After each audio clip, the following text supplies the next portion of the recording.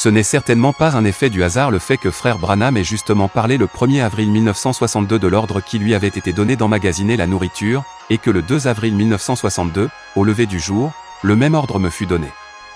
C'est cet ordre que frère Branham confirma en décembre 1962 devant des témoins. Il me dit textuellement, « La nourriture que tu dois emmagasiner est la parole révélée par Dieu pour ce temps. » Je peux seulement indiquer avec tout le sérieux possible que la parole de Dieu révélée est indispensable pour chacun de nous. Je n'oublierai jamais le 2 avril 1962, car ce matin-là, j'entendis la voix du Seigneur.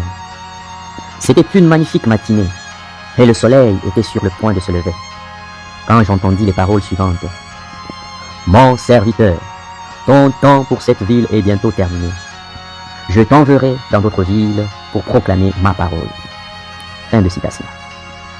Après que cette parole eut été prononcée, je me vis hors de mon corps, à environ 3 mètres de l'endroit où se trouvait mon corps naturel.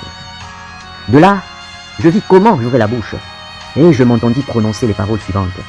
« Seigneur, ils ne voudront pas m'écouter, car ils ont de tout à profusion, et ils vivent dans les plaisirs. » Fin de citation. Après un instant de silence, la voix du Seigneur retentit à nouveau, disant « Mon serviteur, le temps vient où ils t'écouteront. Rassemblez de la nourriture, car une grande famine arrive. Alors, tu te tiendras au milieu du peuple pour distribuer la nourriture. » Fin de citation. Je certifie devant Dieu et devant les hommes que ces paroles sont véritables. Lorsque j'entendis cette voix, ce qui m'impressionna plus particulièrement, ce fut l'expression d'autorité qu'elle avait. Je savais que ce qui avait été dit était absolu et définitif. Magasiné. Tous les frères et sœurs présents en ce temps-là peuvent confirmer que nous avions emmagasiné effectivement de la nourriture naturelle, pensant qu'une catastrophe naturelle allait survenir dans notre pays. Mais le 3 décembre 1962, le prophète de Dieu me dit que j'avais mal compris, car le Seigneur parlait de la nourriture spirituelle. Les détails de cette expérience sont généralement connus de vous tous. De prime abord, je n'avais pas eu conscience qu'il était question de nourriture spirituelle lorsqu'il m'a été ordonné d'emmagasiner de la nourriture. Cependant, l'homme ne vivra pas de pain seulement, mais de toute parole qui sort de la bouche de Dieu. Notre Seigneur a dit, « Ma nourriture est de faire la volonté de celui qui m'a envoyé. » En ce temps-là, je ne savais pas que le Seigneur avait déjà prédit ces choses au travers du prophète Amos. « Voici les jours viennent, dit le Seigneur, l'Éternel, où j'enverrai la famine dans le pays, non pas la disette du pain et la soif de l'eau, mais la faim et la soif d'entendre les paroles de l'Éternel. » Amos chapitre 8, verset 11.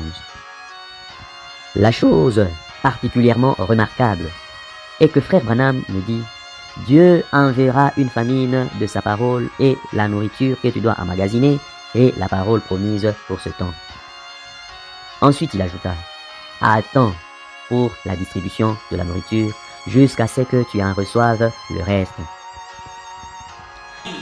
Dieu c'est un père. Mungu ni baba. Dis-moi kutakuwa njala. Lakini il y aura une famine. J'ai une famille. Nini kuna jamaa mbingu. Dieu a pensé à sa famille. Mungu aliwazia jamaa. Et il agit en tant que père. Na alitenda kama vile baba wa jamaa. Prends une minute seulement, on va continuer. Il a dit à Frère Branham, Dakika moja tuendelee. Akamwambia ndugu Branham, stocke la nourriture. chunga akiba ya chakula.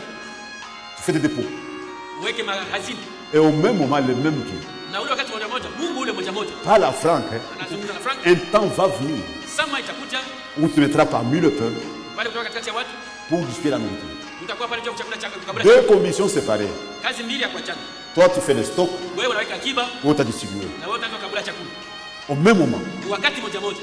Dieu a fait ça 8 générations. Mungu alifanya vile na 7 génération. Branham a rendu témoignage. Branham alishuhudia, Le prophète dit à quoi nabii andika sur la vérité. Franck a parlé de ça. Ndugu Frank naye alisema juu ya Mais ile. les gens du message du Kouapi Sasa watu wa ujumbe hizo sont des méchants. ni watu wabaya. Pourquoi ils n'en parlent pas à leur peuple? Juu ya wale watu waseme kule makanisa yao. J'appelle ça la méchanceté. Mimi naita ni kusema roho mbaya. Kama ignorance, ça va. Si tu ignora ujue kitu Ce sawa. sont des choses que vous lisez dans le message. Ni vitu unavisoma katika ujumbe. Et ça vous gêne. Na iko nakuuzi.